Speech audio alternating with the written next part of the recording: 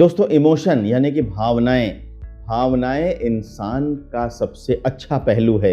ये इमोशंस ही हैं जो आदमी को तरक्की करने के लिए, आगे बढ़ने के लिए, लोगों की सेवा करने के लिए इंस्पायर करते हैं। लेकिन यही इमोशन लोगों को अपराध करने के लिए भी इंस्पायर करते हैं। यही इमोशन लोगों के दुख का कारण भी बनते हैं और यही इमोशन आपकी खुशी का कारण भी बनते हैं। मैं हमेशा कहता हूं, manage your emotions and win the game of your life. तो अब अगर हम अपने इमोशंस को मैनेज करना चाहते हैं तो हमें सबसे पहले आइडेंटिफाई करना पड़ेगा कि वो कौन से इमोशन हैं जो हमें सबसे ज़्यादा नुकसान पहुंचाते हैं। तो दोस्तों इनमें टॉप पे है एंगर, गुस्सा एक ऐसा भाव है जो हमारी बुद्धि को तुरंत हर लेता है और हमें बिल्कुल एक जानवर के जैसे बिहेव करने के लिए रेडी कर देता है। जब आप गुस्से में होते हैं तो आप बहुत सारी चीज़ें ऐसी कहते हैं या बहुत सारा एक्शन ऐसा करते हैं जो बाद में आपको रियलाइज होता है कि शायद आपको नहीं करना चाहिए था। तो अब गुस्से को हम कैसे मैनेज करें? देखिए दोस्तों, गुस्से को मैनेज करना यानी कि एंगर को मैनेज करना अगर बहुत आसान नहीं है तो असंभव भी नहीं है और इसे मैनेज किया जा सकता है। अब अगर गुस्से को मैनेज करना चाहते हैं तो कैसे करें? देखिए, सबसे पहली बात, एक्सेप्ट द रियलिटी। गुस्सा किसी ना किसी वजह से आता है और अब वो वजह ऐसी हो गई है शायद जिसको आप टाल नहीं पा रहे। अब वो वजह हटाई नहीं जा सकती, वो वजह से किनारा नहीं कसा जा सकता। तो अगर आपके सामने ऐसी वजह है तो आपको क्या करना पड़ेगा? आपको रियलिटी को एक्सेप्ट करना पड़ेगा कि हाँ, अब ये वजह है और मैं इस वजह से भाग नहीं सकता। तो जिस मोमेंट आप रियलिटी को एक्सेप्ट कर लेते हैं उसी मोमेंट आप आधी जंग जीत जाते हैं। जैसे ही आपने मान लिया कि ये चीज़ मेरे गुस्से की वजह बनती है बार बार, तो उसे एक्सेप्ट कर लीजिए कि अब ये आपके गुस्से की वजह है। और जैसे ही आपने उसे एक्सेप्ट किया, आप इमीडिएट चमत्कार देखेंगे कि उसी मोमेंट के बाद से आप उस चीज़ को एक्सेप्ट करने लगेंगे और वहाँ से आपका गुस्सा दिन ब दिन कम होना शुरू हो जाएगा। दूसरा क्या तरीका हो सकता है? आप मेडिटेशन करना शुरू करें। देखिए, मेडिटेशन करने से क्या होता है? मेडिटेशन हमारी पूरी ऊर्जा को एक जगह पे एकत्रित कर देता है, हमारे माइंड को पूरी तरह से फोकस कर देता है।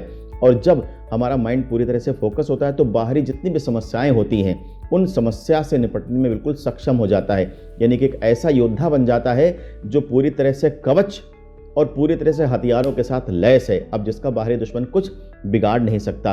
तो जब आपका मन ऐसा फोकस्ड होगा, ऐसा मजबूत हो जाएगा, तो जब भी कभी बाहरी समस्या आएगी तो आप उस पर क्रोध नहीं करेंगे, बल्कि आप उस पर अच्छे से रिस्पॉन्ड करेंगे और उसको अच्छे से टैकल करके ख़त्म करेंगे। तीसरी बात है, फोकस रहना सीखें और अपने आप को किसी अपने मनपसंद काम में एंगेज रखें।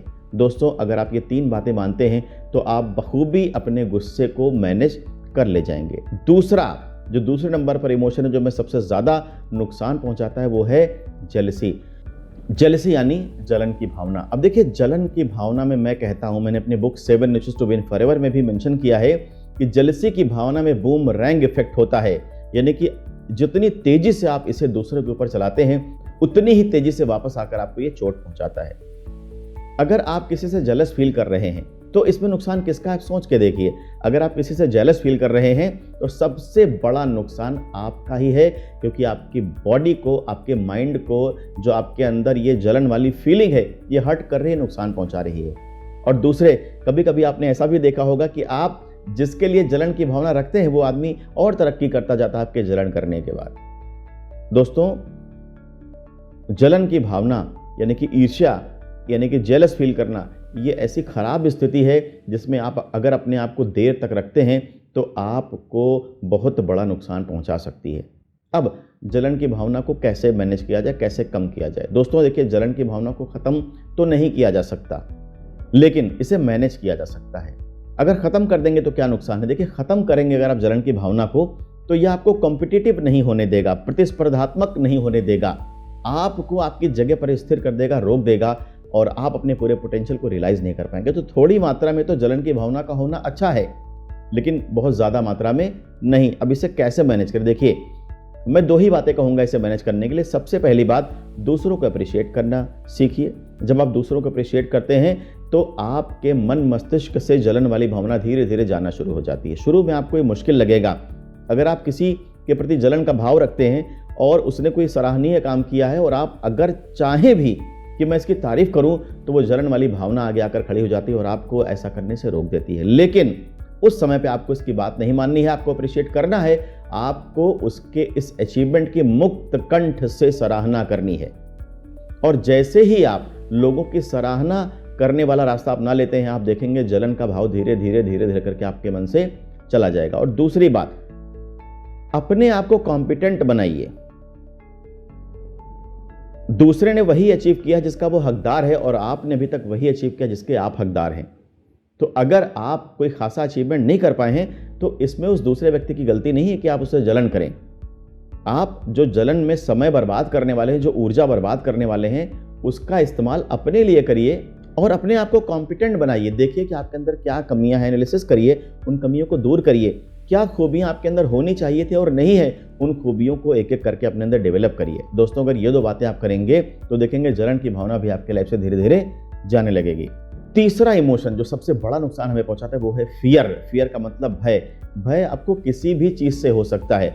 किसी नए चीज को शुरू करने का भय हो सकता है, किसी नए जगह पे जाने का भय हो सकता है, अपने परिवार का साथ छूटने का भय हो सकता है, किसी बिजनेस वेंचर में फेल होने का भय हो सकता है, जो भी आपको जॉब मिल रही वहां पर आप कॉम्पिटेंट ना हो, इस बात का भय हो सकता है, दूसरे लोग आपसे ज्यादा अच्छा काम करके आगे निकल जाएंगे, आपको इस बात का भी भय हो सकता है, आपका सबऑर्डिनेट आपसे अच्छा काम करके आपसे ज्यादा तरक्की हासिल कर लेगा, प्रमोशन ले लेगा, आपको इस बात का भी भय हो सकता है, आपको ऊंचाई का भी भय हो सकता है, आपको पानी का भी भय हो सकता है, आपको अनिश्चितता का भय हो सकता है, यानी कि बहुत तरह के भय हो सकते हैं आपकी लाइफ में, और ये भय हमें आगे बढ़ने से रोक देते हैं। दोस्तों, भय के आगे ही संभावनाएं बसती हैं। जब आप डर के आगे निकल जाते हैं तब आपको संभावनाएं दिखनी शुरू होती हैं।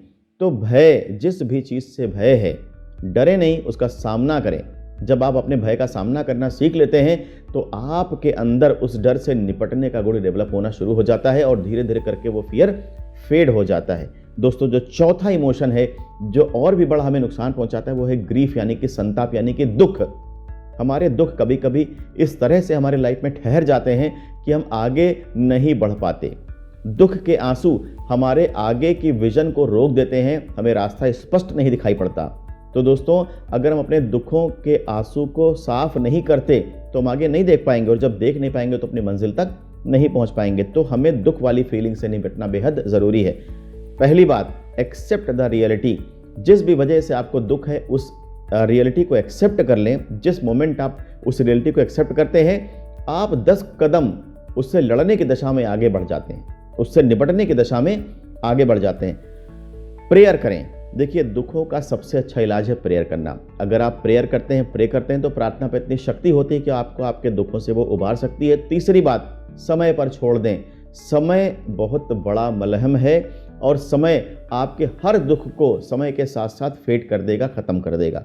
खरोंच रह जाएगी, निशान रह जाएंगे, लेकिन दर्द की वो तासीर नहीं होगी जो आपको दुख दे सके।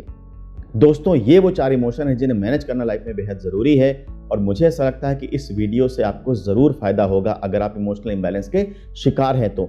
फ्रेंड्स, मैं इसी तरह की वीडियोस आपके लिए बनाने की कोशिश में हूँ, और काफ़ी सारा रिसर्च भी करना पड़ता है, काफ़ी मेहनत करनी पड़ती है, तो एक एक इनपुट बनाने के लिए बहुत मेहनत लगती है। मैं आपसे रिक्वेस्ट करूँगा कि अगर आपको मेरे चैनल का कंटेंट अच्छा लगता है तो इस कंटेंट को लाइक भी करें, इस पर कमेंट भी करें, बताएं कि ये कंटेंट आपको कैसा लगा, क्या इसमें कोई सुधार की ज़रूरत है, क्या आपको किसी और टॉपिक पे चाहिए कि मैं इस तरह के वीडियोस लेकर के आऊं।